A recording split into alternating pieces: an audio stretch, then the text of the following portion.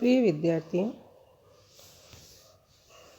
आज हम भारतीय प्रशासन के ऐतिहासिक पृष्ठभूमि के संदर्भ में मुगल काल में भारतीय प्रशासन कैसा था या मुगल काल में भारत में प्रशासनिक व्यवस्था किस तरह की थी, इसको देखने का प्रयास करेंगे।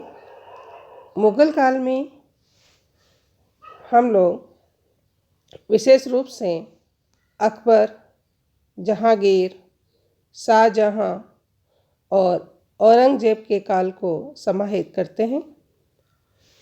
इन्होंने अपने काल में अनेक नए नए परिवर्तन और विकास किए हैं और इन सब में सम्राट अकबर के काल में अनेक प्रशासनिक विकास हुए हैं। सम्राट अकबर में एक विलक्षण और उच्च प्रशासनिक क्षमता थी, जिसका उन्होंने अनेक नवीन प्रशासनिक शुरुआत और असामयिक परंपराओं का अंत करके उदाहरण पेश किया है। मुगल काल में प्रशासनिक क्षेत्र में सत्ता में केंद्रीकरण की प्रवृत्ति देखने को मिलती थी। जो बादशाह और शासक होते हैं वो संपूर्ण प्रभुत्व संपन्न और शक्ति का एकमात्र पुंज होते हैं, एकमात्र स्रोत होते हैं। सारी शक्तियां शासक में निहित होती हैं और प्रशासन की सभी गतिविधियों पर उनका नियंत्रण रहता था। मुगल काल में प्रशासनिक व्यवस्था को हम 3 स्तरों में विभाजित कर देख सकते हैं: केंद्रीय शासन, प्रांतीय शासन और स्थानीय शासन। इससे पहले कुछ मुगल बादशाहों के शासनकाल में जो प्रशासनिक व्यवस्था थी उसका संक्षिप्त परिचय ऐसे दे सकते हैं हम। जैसे कि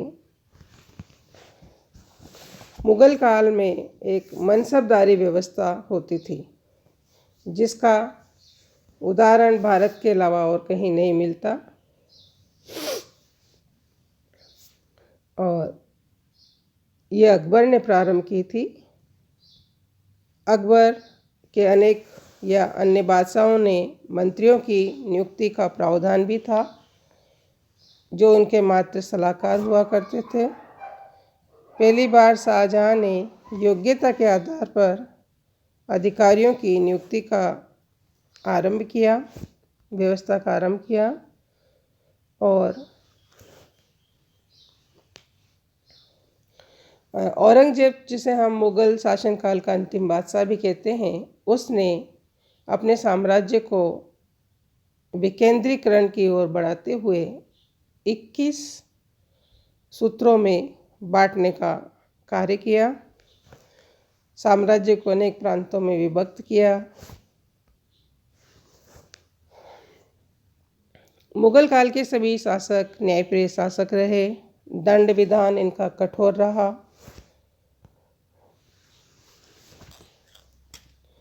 और शाहजहां ने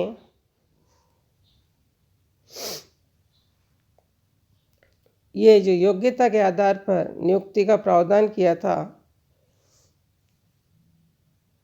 उसका आगे तक उसे जारी रखा गया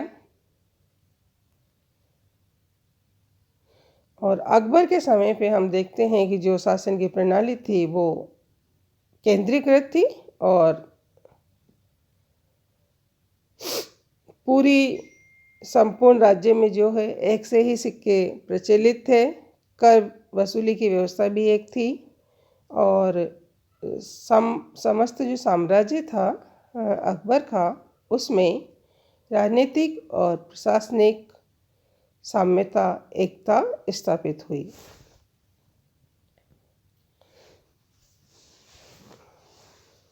मुगलों की प्रशासनिक व्यवस्था में कर्मचारियों की भर्ती के निश्चित नियम होते,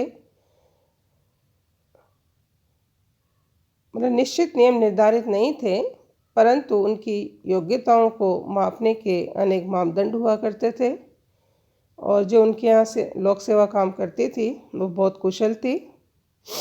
मुगलकालीन प्रशासन का जो गठन किया गया था वो नौकरशाही की पद सोपानात्मक व्यवस्था के अनुसार ही था।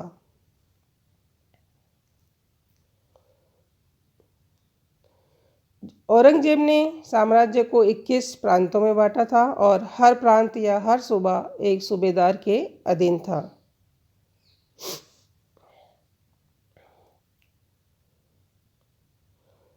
मुगल प्रशासन में या मुगल साम्राज्य काल में हम जो प्रशासनिक व्यवस्था थी उसको 3 स्तरों में विभाजित कर कर देख सकते हैं। केंद्रीय शासन में मुगल काल में केंद्रीय शासन, प्रांतीय शासन और स्थानीय शासन। केंद्रीय शासन में बादशाह सबसे प्रमुख व्यक्ति होता था, मुगल सम्राट, जो कि असम शक्ति और संपूर्ण प्रभुत्व संपन्न होता था और शासन की समस्त बागडोर उसके हाथ में होती थी। वह प्रधान सेनापति भी होता था, न्याय का मुख्य न्यायाधीश भी होता था और धार्मिक क्षेत्र का प्रधान भी होता था। यानी इन सभी क्षेत्रों में उसके डिसीजंस ही मान्य होते थे। बादशाह की अपनी एक मंत्री परिषद होती थी जो उसको शासन के कार्यों में मदद करती थी और इन सभी मंत्रियों की नियुक्ति सम्राट द्वारा की जाती थी। बादशाह की मंत्री परिषद में जो अधिकारी होते थे मुगल काल में, उन्हें हम कई नामों से जानते हैं। ये बिल्कुल नए नाम हैं आप लोगों के लिए। फिर प्रधानमंत्री या वकील, और ये सम्राट के बाद सबसे ऊंचा स्थान प्रधानमंत्री का ही होता था। उसके बाद दीवान या वजीर। वकील के बाद दीवान का जो पद होता था वो राजकोष विभाग का सबसे प्रमुख अध्यक्ष होता था। मीर बख्शी सैन्य विभाग का अध्यक्ष होता था। खान ए सामा ये साम्राज्य का घरेलू विभाग संभालता था। सदर या सुदूर के पास दान विभाग, न्याय विभाग और शिक्षा विभाग होते थे। मीर आतिश के पास तोपखाना विभाग, यानी कि जो हथियार, गोला बारूद आदि जो युद्ध में काम आने वाले शस्त्रागार जिसको कहते हैं, वो सब तोपखाने विभाग के अंतर्गत आते थे और मीर आतिश उनका मंत्री होता था। काजी उल कुजाल, ये इनका जो मुख्य काम था वो न्याय की समुचित व्यवस्था को देखने का था। डाक विभाग का अध्यक्ष दरोगा ए डाक चौकी कहलाता था। इन मंत्रियों के अलावा उनके मंत्री परिषद में कुछ अन्य अधिकारी भी होते थे, जैसे मीर बहर, यह नौसेना का अधिकारी होता था। मीर वार, यह वन अधीक्षक होता था। मतलब मैंने बताया था मीर बख्शी, ये तो क्या होता था, पूरे सैन्य विभाग का, जो हमारे आर्मी विंग है जिसे आर्मी विंग का अध्यक्ष, वैसे मीर बख्शी सैन्य विभाग का अध्यक्ष होता था। और जो ये मीर बहर है वो नौसेना का, नेवी का अध्यक्ष होता था। मीर वार यह वन अधीक्षक होता था और दरोगा ए टकसाल, जो कि टकसाल का प्रबंध करता था, सिक्के वगैरह जो टकसाल में रिजर्व बैंक वाला काम करता था, एक तरह से बनाने का कार्य, उन्हें सुरक्षित रखने का कार्य इसका होता था। ये इनकी मुगलों का केंद्रीय प्रशासन था। मुगल काल में प्रांतीय प्रशासन,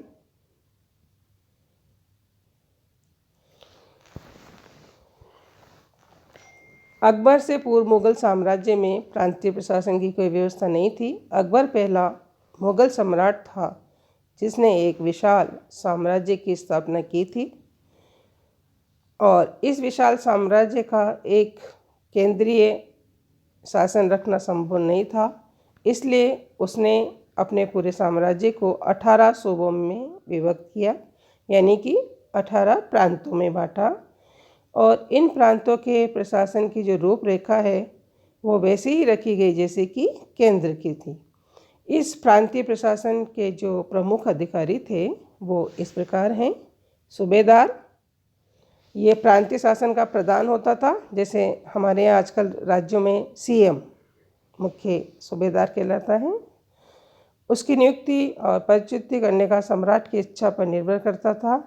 उसे सम्राट के आदेश के अनुसार ही काम करना पड़ता था और इसका मुख्य कार्य उस सूबे में या प्रांत में शांति व्यवस्था बनाए रखना था, शाही आज्ञाओं का पालन करवाना था।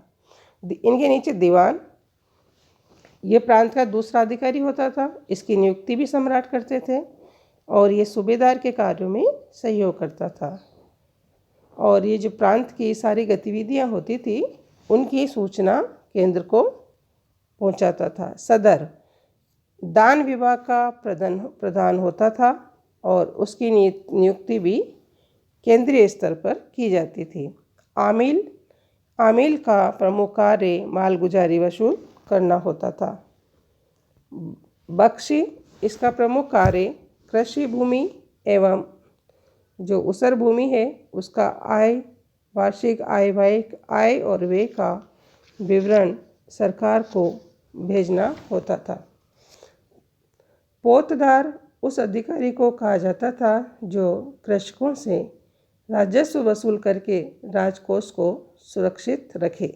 जैसे कि हमारे राजस्व प्रशासन है जिसका मुख्य तहसीलदार है, राजस्व अधिकारी हैं, ग्राम सेवक है, पटवारी है, जो ये सब काम रेवेन्यू कलेक्ट करने का कार्य करते हैं वो पोतदार करता था। फौजदार की नियुक्ति प्रांत का सूबेदार करता था और प्रत्येक प्रांत में कई फौजदार होते थे। इनका प्रमुख कार्य जो विद्रोह उठते थे उनको दमन करना होता था, समाप्त करना होता था और अपने साम्राज्य में एक शांति व्यवस्था कायम करना होता था। कोतवाल, प्रांत के प्रत्येक नगर में एक कोतवाल होता था जिसका काम नगर में शांति व्यवस्था बनाए रखना होता था। खबर नवीस, सूचनाएं ले जाने के लिए एक सूचना वाहक होते थे। ये 4 भागों में विभक्त थे: वाक ए नवीस, सवानाह निगार, खुफिया नवीस तथा हरकारक। ये इनका सूचना केंद्र था, पूरा आईटी सेक्टर जिसे हम कहेंगे। मुगल राज्य में स्थानीय प्रशासन की क्या व्यवस्था थी? इससे पहले हमने केंद्रीय की देखी और प्रांत की देखी, अब हम स्थानीय स्तर पर आते हैं। और मुगल काल में जो स्थानीय प्रशासन है वो 3 भागों में बटा था: सरकार, परगना और ग्राम। प्रत्येक प्रांत जो है वो अनेक सरकारों और जिलों में विभक्त था। मतलब उसको जिले का नाम उन्होंने सरकार दिया है। सरकार को वहाँ डिस्ट्रिक्ट कहा जाता था। डिस्ट्रिक्ट मतलब जो जिसे आप आजकल जिला कहते हैं, मुगल काल में वो सरकार कहलाता था। और प्रत्येक सरकार का सबसे बड़ा अधिकारी फौजदार होता था। फौजदार यानी कि जिला कलेक्टर होता था। सरकार में शांति व्यवस्था स्थापित करना फौजदार का कार्य था और राजस्व का एकत्रित करने का जो मुख्य अधिकारी होता था वो अमल गुजार होता था। जबकि हमारे यहाँ जिला स्तर पर राजस्व वसूल करने का काम भी कलेक्टर का होता है। जबकि मुगल काल में ये अधिकारी 2 अलग अलग होते थे। अमल गुजार रेवेन्यू कलेक्ट करता था और फौजदार कानून व्यवस्था स्थापित करता था। यानी नियामकीय प्रशासन और राजस्व प्रशासन दोनों अलग अलग थे। प्रत्येक सरकार या जिला अनेक परगनों में विभक्त था और परगने का जो प्रधान अधिकारी है वो शिकदार कहलाता था, जो परगने में शांति व्यवस्था बनाए रखता था। प्रत्येक परगने में एक आमिल भी होता था जिसका प्रमुख कार्य भूमि कर का निर्धारण करना और उसकी वसूली करना होता था। प्रत्येक परगने में कानून गो भी नियुक्त किए जाते थे। मुझे लगता है परगना मीन्स ये यहाँ का ब्लॉक लेवल होगा उस टाइम का, स्थानीय प्रशासन का जो व्यवस्था है। हमारे यहाँ जैसे बीडीओज होते हैं, बीडीओ तहसीलदार जो काम करते हैं खंड स्तर पर, वही कार्य वहाँ परगना करता था। और जो प्रत्येक परगने में कानून गो भी नियुक्त किए जाते थे और कानून गो की मदद के लिए अनेक पटवारी भी होते थे। यानी कि पूरा राजस्व प्रशासन था मुगल काल में। गांव शासन की सबसे छोटी इकाई होती थी और गांव का प्रधान अधिकारी मुकुद्दम कहलाता था, जो गांव का मुखिया होता था, मुकदम। इसका प्रमुख कार्य लगान वसूल करना, गांव में शांति व्यवस्था बनाए रखना और सरकारी कर्मचारियों की मदद करना होता था। गांव का दूसरा प्रमुख अधिकारी पटवारी कहलाता था। ये भूमि के लगान से संबंधित कार्य करता था। तो ये जो मुगल काल की प्रमुख प्रशासनिक व्यवस्था रही, उसे मैंने आप लोगों को समझाया।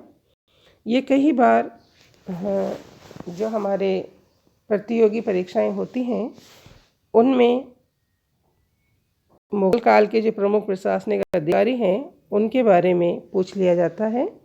क्या व्यवस्था थी, ये भी पूछ लिया जाता है। इसलिए इस दृष्टि से भी हम इस टॉपिक को पढ़ सकते हैं। यह आगे आपको प्रतियोगी परीक्षाओं में भी मदद कर सकता है। Thank you.